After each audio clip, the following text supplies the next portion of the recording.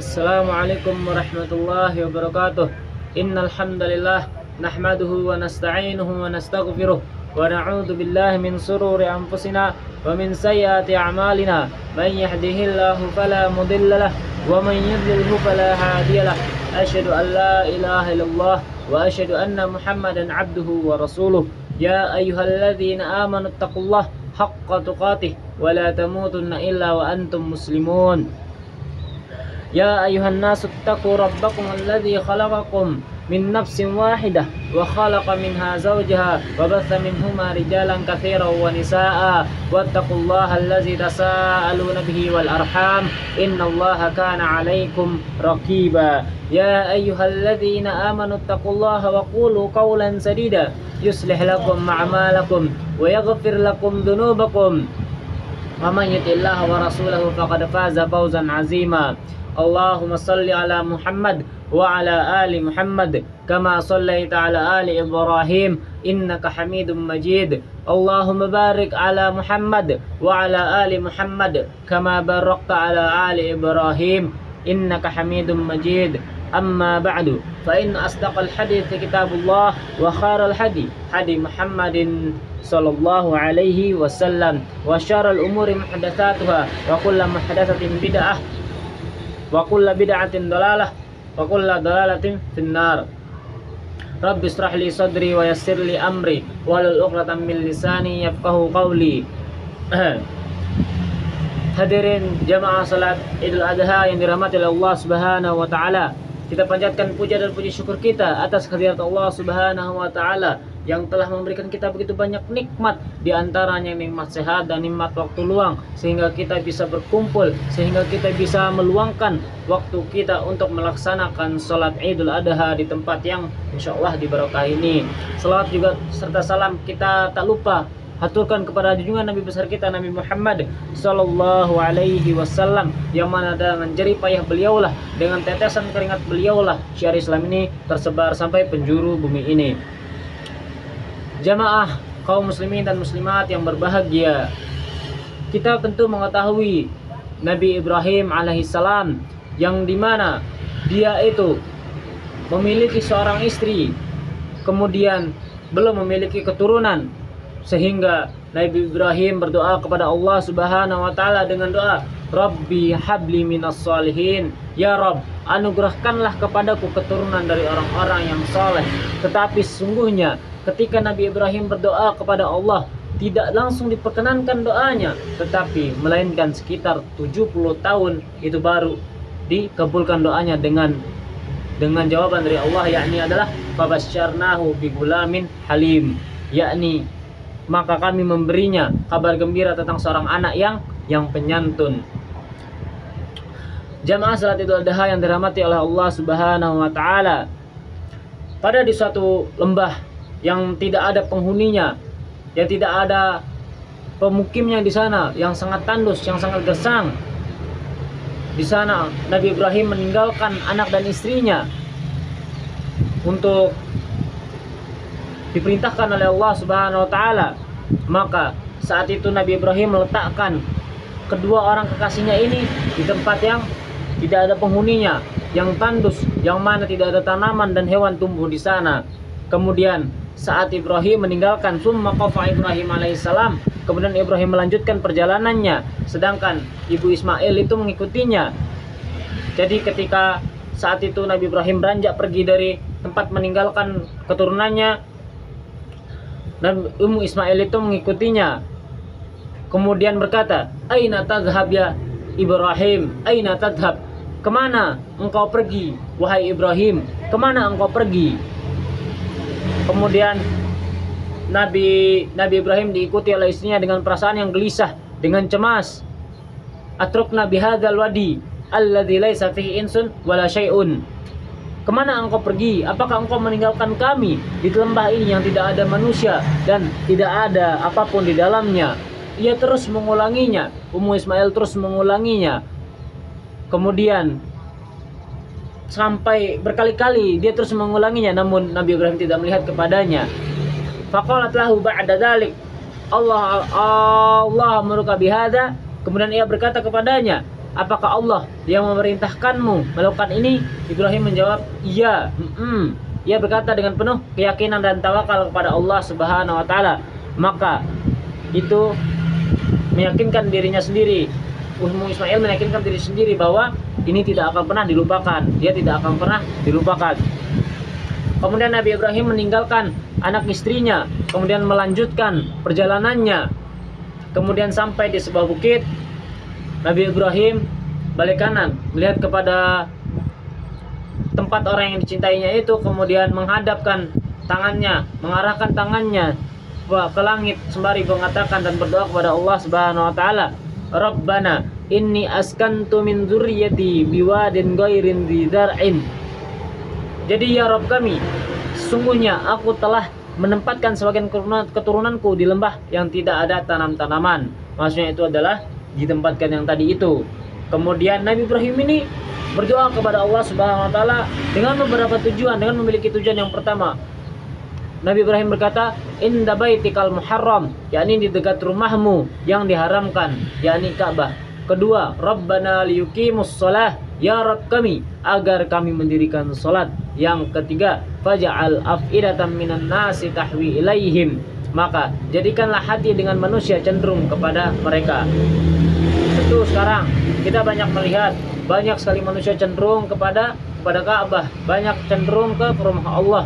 Jadi mereka itu ingin sekali pergi ke Baitullah karena doa Nabi Ibrahim.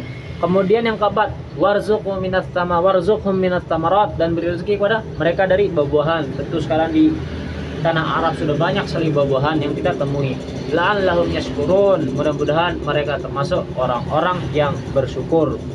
Tentu di sini para jamaah sekalian, Nabi Ibrahim mendoakan kepada keturunannya untuk doa yang kedua tadi, Rabbana liyuqimas shalah, yakni semoga mereka mendirikan salat. Perlu kita ketahui dan mendalami tentang salat. Perlu kita ketahui dan mendalami tentang salat bahwa di sini Ummu Salamah berkata bahwa Rasulullah sallallahu alaihi wasallam mengucapkan as-salatu, salat, dan apa salatlah, wa ma malakat aymanukum, dan apa yang dikuasai tangan kalian. Dan Nabi sallallahu alaihi wasallam mengulanginya ini sampai lidahnya tidak lagi mengucapkannya. Kemudian Nabi sallallahu alaihi wasallam juga memerintahkan kepada keluargamu untuk mendirikan salat, bersabar ketika kita mengerjakannya. Jadi saat itu Rasulullah sallallahu alaihi wasallam juga membangunkan Ali dan Fatimah untuk melaksanakan salat subuh. Jadi ketika Rasulullah wafat, kemudian digantikan oleh Khalifatul Awal yakni Abu Bakar As-Siddiq, juga pernah menegur Abdullah dan Atikah untuk melaksanakan salat. Nah, kebetulan Abdullah dan Atikah ini adalah ketemanten anyar, yaitu pengantin yang baru yang tidak jamaah subuh. Nah, ketika berangkat menuju masjid untuk menjadi imam salat, Abu Bakar lewat di depan rumah putra beliau, yakni Abdullah radhiyallahu anhu, yang waktu itu masih dalam suasana pengantin yang baru. Nah, saat itu dia berkata, ketika beliau lewat depan rumah anaknya, terdengar suara cekikikan, yaitu senda gurau. Lalu dia berlalu dengan harapan anaknya ini. Jadi saat itu yang bersenda gurau. Lalu dia berlalu dengan harapan anaknya ini sudah menyusul ke masjid, bergabung dengan orang-orang yang melaksanakan sholat fardu. Begitu dia selesai mengimami sholat, yang pertama kali dia cari adalah dari sekian banyak jamaah ini adalah anaknya, yakni Abdullah. Dari satu persatu mereka diteliti sama Abu Bakar, tetapi tidak menemukan anaknya di sana. Nah, dan ketika pulang berlalu di depan rumah anaknya, sekali lagi dia dapati senda gurau. Anaknya ini masih bersenda gurau, suasana penuh keceriaan. Berkali-kali dia istighfar, dia ketuk pintu anaknya itu dengan pelan. Anaknya membukakan pintu dengan begitu terkejut ketika yang datang adalah bapaknya, begitu terperangah menantunya ini, jadi kayak kaget gitu. Wahai Abdullah, Abu Bakar berkata, wahai Abdullah, kamu dapatkan kebahagiaan duniawiyah dengan istrimu, tapi engkau lalaikan jihad, engkau telah lalai kepada perintah-perintah Allah, engkau telah lalaikan salat jamaah. Wahai Atikah, engkau tidak bisa membahagiakan anakku. Kecantikanmu, keikhlasanmu untuk berbakti pada suami menyebabkan dia lalai mengerjakan salat berjamaah. Hari ini wahai anakku, ceraikan istrimu, pisahkan dia dari tempat tinggalmu, talak dia dan jadikan dia sebagai wanita-wanita lain seperti wanita lain juga. pucat pasi kedua mempelai, pucat pasi kedua suami istri ini adalah perintah bapak dan yang dilaksanakan. Berjalan 1 hari perceraian mereka, 2 hari, 3 hari, 1 pekan, 2 pekan, Abu Bakar melihat penderitaan mereka, penderitaan suami yang mencintai istri. Kemudian Abu Bakar berkata, kamu rujuk istri kamu, saya izinkan engkau mengembalikan dia sebagai istri kamu dengan harapan kamu jadikan ini sebagai pelajaran, yakni kecintaan kepada jihad fi sabilillah di atas kecintaan kepada siapa saja termasuk kepada istrimu, yakni Atikah. Kemudian sama juga pada zaman Umar bin Khattab radhiyallahu anhu, sama kerasnya, sama getolnya tentang sholat ini, di mana pesan Umar ya terhadap kita semua sebagai seorang muslim itu sangat keras, bahwa untuk melaksanakan sholat ini perlu ditekankan. Jadi Abdullah bin Umar meriwayatkan bahwa Umar bin Khattab menulis kepada para pegawainya. Jadi Abdullah bin Umar meriwayatkan bahwa saat itu Umar bin Khattab menulis kepada pegawainya. Beliau itu mengatakan, sesungguhnya hal yang paling penting bagi saya adalah sholat. Jadi yang paling penting bagi Umar adalah sholat. Barang siapa yang menjaga dan memelihara sholat, dia telah menjaga agamanya. Dan barang siapa yang mengabaikannya, maka ia telah kehilangan segala sesuatu. Terus Umar melanjutkan, wa man dayya'aha fahuwa lima siwaha adya'u.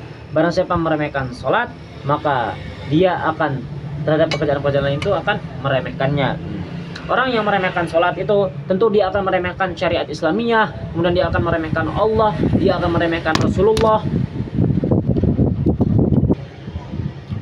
Jadi orang yang meremehkan sholat itu dia akan meremehkan Rasulullah, meremehkan jihad fisabilillah, dan meremehkan iqamatuddin.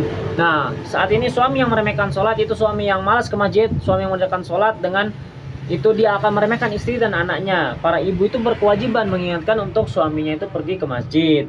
Kemudian seorang istri yang meremehkan sholat, maka dia akan mengabaikan sholat, dia akan meremehkan suaminya. Setelah dia meremehkan suaminya, dia akan meremehkan Allah, dia akan meremehkan Rasulullah, meremehkan jihad, meremehkan iqamatuddin, meremehkan jilbab, dan meremehkan busana muslimah, meremehkan perintah Allah dan Rasulullah.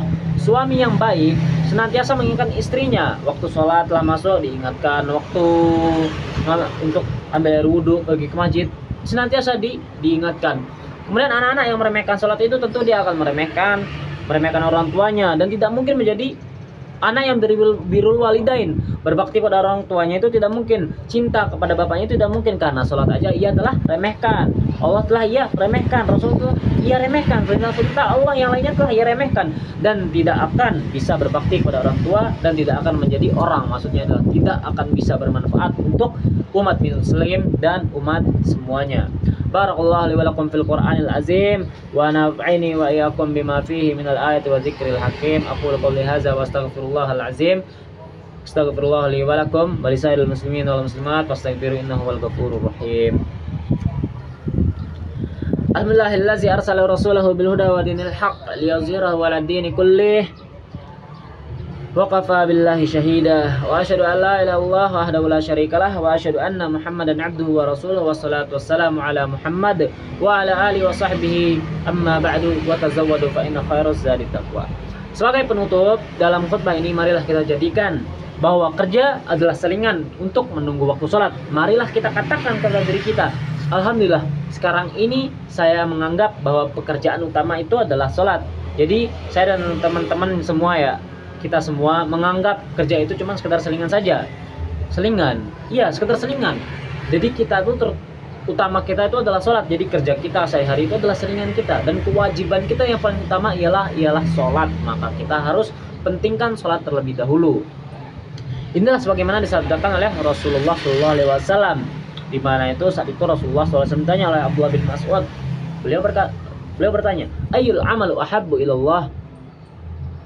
Kemudian qala as-salatu ala waqtiha. Jadi aku bertanya, ayyul amalu ahabbu ilallah? Abdullah bin Mas'ud bertanya, amal apa yang dicintai oleh Allah, yang paling dicintai oleh Allah Subhanahu wa taala? Qala, beliau menjawab, as-salatu ala waqtiha, yakni salat pada tepat waktunya. Innallah. Mungkin ini yang bisa kami sampaikan, kurang lebihnya mohon maaf, dan apabila ada salah kata mohon dimaafkan, karena sungguhnya kullu bani adam khata', sungguhnya manusia itu mempunyai kesalahan, mohon dimaafkan. Jadi sekarang semoga kita dianugerahin keistiqomahan Allah Subhanahu wa taala, diberi kemudahan untuk melaksanakan sholat ini, dan semoga kita istiqomah dalam menjalankan semua perintah-perintah Allah Subhanahu wa taala.